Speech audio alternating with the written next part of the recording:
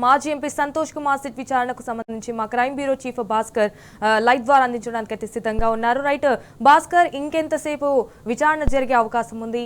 What's the updates? దాదాపు 5 గంటలుగా విచారణ కొనసాగుతోంది. బీఆర్ఎస్ మాజీ ఎంపీ సంతోష్ కుమార్ ఇవాళ మధ్యాహ్నం 3 గంటలకు విచారణకు హాజరయ్యారు. విచారణ సందర్భంగా ఆయన తన దగ్గర ఉన్నటువంటి అన్ని సమాచారాలు చెప్తామని చెప్పారు. ఇవాళ ఫోన్ ట్యాపింగ్ అనేటువంటి కేసుకు సంబంధించి బీఆర్ఎస్ నాయకులను ప్రతిరోజు ఇబ్బందులకు గురి చేసినటువంటి పరిస్థితి కనిపిస్తోంది. కేవలం రాష్ట్ర ప్రభుత్వం చేస్తున్నటువంటి అవినీతి అక్రమాలను బయట పెడుతున్నటువంటి సందర్భంలో ప్రజల తరఫున మాట్లాడుతున్నటువంటి బాధ్యత కలిగినటువంటి ప్రతిపక్ష పార్టీగా ఈ వివరాలన్నీ కూడా ప్రజలు తెలిసే విధంగా చేస్తున్నటువంటి నేపథ్యంలో కావాలని డైవర్షన్ పాలిటిక్స్లో భాగంగా ఇలాంటి ఫోన్ ట్యాపింగ్ అయినటువంటి కొత్త రకమైనటువంటి సీరియల్ను బయటకు తీసుకొచ్చారు. దాదాపు 2 ఏళ్ల క్రితం నమోదైనటువంటి ఎఫ్ఐఆర్కు సంబంధించి ఇవాళ ఆగమేఘాల మీద ఇవాళ 2 రోజుల గ్యాప్తో ఒకరికి నోటీసులు ఇస్తూ బీఆర్ఎస్ పార్టీకి సంబంధించిన నాయకులను వ్యక్తిగతంగా ఇబ్బంది పెట్టే విధంగా ఇవాళ కొనసాగుతోంది. మనం చూసుకోవచ్చు, దాదాపుగా 5 గంటలుగా విచారణ కొనసాగుతోంది. బీఆర్ఎస్ పార్టీకి సంబంధించినటువంటి నాయకులు, బీఆర్ఎస్ పార్టీ సంబంధించినటువంటి ఫాలోవర్స్ అందరూ కూడా పెద్ద ఎత్తున జూబ్లీహిల్స్ పోలీస్ స్టేషన్కు చేరుకున్నారు. సిట్ విచారణలో రవీందర్ రెడ్డితో పాటు జూబ్లీహిల్స్ ఏసీపీ కూడా పాల్గొన్నటువంటి పరిస్థితి. మరొక గంట పాటు విచారణ కొనసాగే అవకాశం కనిపిస్తోంది. 9:30కి సంతోష్ కుమార్ బయటకు వచ్చే అవకాశం కనిపిస్తోంది. కానీ ఇవాళ రేవంత్ ప్రభుత్వం చేస్తున్నటువంటి కక్షపూరితమైనటువంటి ఏవైతే ఈ ప్రక్రియ ఉందో దీన్ని తీవ్రంగా బీఆర్ఎస్ నాయకులు తప్పడుతున్నారు. ఏం చెప్తారు? సంతోష్ కుమార్ దాదాపు 5 గంటలుగా విచారిస్తున్నారు. ఈ లేనటువంటి కేసును కొత్తగా క్రియేట్ చేస్తూ ప్రజలకు చూపించేటువంటి ప్రయత్నం చేస్తున్నారు. ఏం చెప్తారు? ఈ రేవంత్ రెడ్డి రాజకీయంగా ఎదుర్కోలేకనే, రాజకీయ కక్ష సాధనలో భాగంగానే ఈరోజు సంతోషానికి నోటీసులు ఇచ్చి విచారణ విడిచింది తప్ప ఇది సిట్టు విచారణతో జరిగేది లేదు. ఈ రేవంత్ రెడ్డి ఒరిగేది ఏం లేదు. ఎందుకంటే నికాసుగా తెలంగాణను 10 ఏళ్ల కాలంలో అభివృద్ధి వైపు తీసుకుపోయారు. ఇలా కేసీఆర్ కావచ్చు, హరీష్ రావు కావచ్చు, కేటీఆర్ కావచ్చు. వాళ్ళకు ఎప్పుడు ఎలక్షన్లు వచ్చినా ఏదో ఒక నోటీస్ అని చెప్పి, ఏదో ఒక విషయం అని చెప్పి ప్రజల యొక్క డైవర్షన్ చేయడానికి ఒకటి ఆలోచిస్తుంది తప్ప ఇంకోటి కాదు. గతంలో కూడా పంచాయతీ ఎలక్షన్లు వచ్చినప్పుడు కేటీఆర్ గారికి నోటీసులు ఇచ్చి విచారణ పిలిచి ఏదో భయప్రాంతం గురి చేసే ప్రయత్నం చేశాడు. ఇలాంటి పిట్ట బెదిరింపులకు భయపడేటోళ్ళమేం కాదు. ఎందుకంటే తెలంగాణ రాష్ట్రాన్ని సాధించిన వాళ్ళం, తెలంగాణ రాష్ట్రం కోసం ప్రాణాలను తెగించైనా కొట్లాంటి వాళ్ళం. కాబట్టి ఇలాంటి పిట్ట బెదిరింపులకు భయపడే ప్రసక్తి లేదు.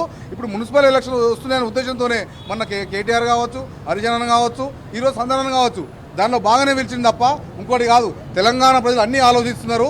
రేపు మున్సిపల్ ఎలక్షన్లలో కూడా ఈ రేవంత్ రెడ్డి ప్రభుత్వానికి కర్రు కాల్చి వాత పెడతానని కూడా తెలియజేస్తున్నాం. అదేవిధంగా ఈయన ప్రజల మీద దృష్టి పెట్టకుండా, అభివృద్ధి మీద దృష్టి పెట్టకుండా ఇలా కేసీఆర్ కావచ్చు, కేటీఆర్ కావచ్చు, హరిజన కావచ్చు, వీళ్ళంతా ఈ రేవంత్ రెడ్డి చేసిన స్కామ్లను బయట పెడుతున్న ఉద్దేశంతోనే ఈ సిట్టులు అని చెప్పి బోగస్ ఒక సిట్ అని ఏర్పాటు చేసి విచారణ పిలుస్తుండు. ఇలాంటి విచారణలను ఎన్నైనా ఎదుర్కొంటాం, ప్రజల పక్షాన్ని నిలబడతాం, రేవంత్ రెడ్డి చేసిన అవినీతిని బట్టబయలు చేస్తామని కూడా ఈ సందర్భంగా హెచ్చరిస్తా ఉన్నాం. ఏం చెప్తారు? సంతోష్ కుమార్ రేవంత్ రెడ్డి సర్కారు ఒక పిరికి పందల చర్యగా వ్యవహరిస్తున్నాడు. చేతగాక, అభివృద్ధి చేయక తెలంగాణను ఆగం చేస్తూ మొత్తం కుంభకోణాలని బయట పెడుతున్నారని తెలంగాణ ప్రజలు ఇప్పుడు ఆగమవుతున్న ఈ తరుణంలో ఇప్పటికైనా రేవంత్ నీ యొక్క దొంగ చర్యల్ని, నువ్వు ఎన్ని నాటకాలు ఆడినా, నువ్వు ఎన్ని కథలు పడ్డా నిన్ను వదిలిపెట్టాం. ఖచ్చితంగా నీ కుంభకోణాలని బయట పెడుతూనే ఉంటాం. నీ యొక్క అక్రమాలని ప్రజలకు వివరిస్తూనే ఉంటాం. తెలంగాణ ఇప్పటికే 2 సంవత్సరాల్లోనే ఆగమైపోయింది. ఈ ఆగం కాకుండా ఉండాలంటే నువ్వు చేసే ఈ యొక్క రాజకీయ డైవర్షన్ని ఖచ్చితంగా మేము అడ్డుకుంటాం. ఏ ఎన్నికైనా నీవు చేసేది ఏంటంటే నీ వల్ల కాదు, నీ పని అయిపోయింది. నువ్వు ఏ హామీ నిలబెట్టుకోకుండా ఒక పర్యావరణాన్ని కాపాడుతున్న ఒక గొప్ప నాయకుడు సంతోష్ రావు గారు. ఆయన మామూలు వ్యక్తి కాదు. ఈ భారతదేశానికే ఒక గొప్ప నాయకత్వాన్ని, గొప్ప పర్యావరణాన్ని అందించే ఒక గ్రీన్ ఇండియా ఛాలెంజ్ పెట్టి ఈ దేశంలోనే ఒక గొప్ప వ్యక్తిగా ఉన్న వ్యక్తిని అన్యాయంగా, అక్రమంగా 5 గంటల పాటు ఈరోజు ఆయనని నిర్బంధించి మరి అన్నం పెట్టినరా, నీళ్ళు ఇచ్చినరా ఏమీ కూడా తెలియకుండా, కనీసం మా వాళ్ళని ఎవరిని కూడా పంపించకుండా ఒక దుర్మార్గంగా వ్యవహరిస్తున్నాడు. ఖబర్దార్ రేవంత్ రెడ్డి, నువ్వు ఎక్కడున్నావో తెలుసు, నువ్వు ఏం చేస్తున్నావు. ఇప్పుడు పుస్తకాలు పట్టుకొని నువ్వేదో చదువుతావు, ఇప్పుడేమో నాలెడ్జ్ చేస్తున్నావు అనుకుంటే అది పొరపాటు. ఖచ్చితంగా నువ్వే సమాధి కట్టుకుంటున్నావు.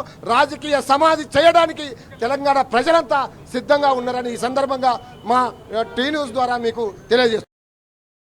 5 గంటలుగా విచారణ కొనసాగుతోంది. విచారణకు సంబంధించి పూర్తిగా ఇవాళ రాజకీయ కక్ష సాధింపులో భాగంగా అయితే విచారణ చేస్తున్నటువంటి పద్ధతి ఆ ఇష్యూ అయితే కనిపిస్తూ ఉన్నటువంటి పరిస్థితి కనిపిస్తూ ఉంది.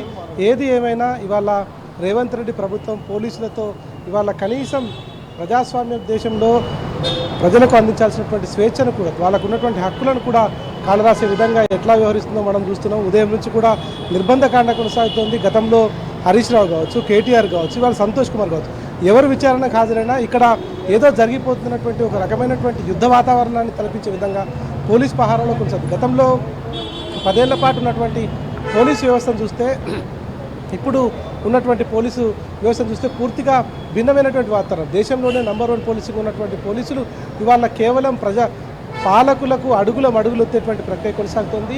కేవలం ఇక్కడ 6 గంటలు 7 గంటలు ఏమీ లేనటువంటి ఇష్యూలో కూర్చుండబెట్టి రాక్షస ఆనందాన్ని పొందుతున్నటువంటి పరిస్థితి కనిపిస్తోంది.